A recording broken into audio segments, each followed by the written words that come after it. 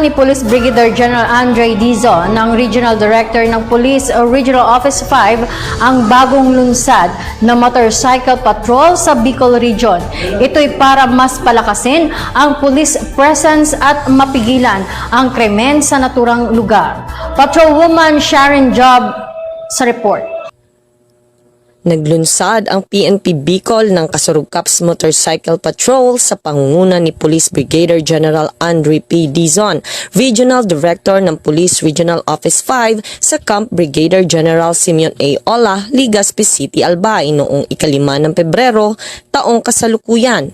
May kabuang 20 Kasurugkaps Motorcycle Patrol ang pinagkaloob sa Police Regional Office 5. Ito ay estratehikong ide-deploy sa mga lugar ng Legazpi at Daraga tuwing oras na mataas na trapiko sa hapon.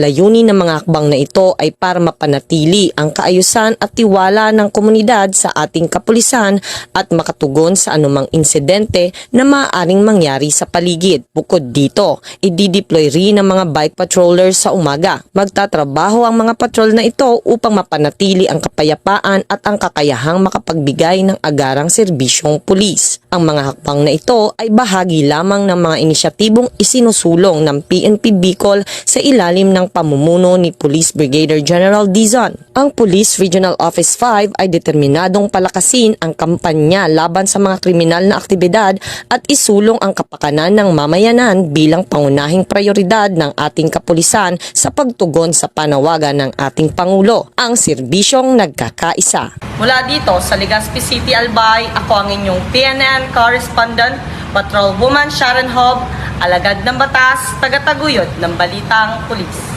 Maraming salamat, Patrolwoman Job.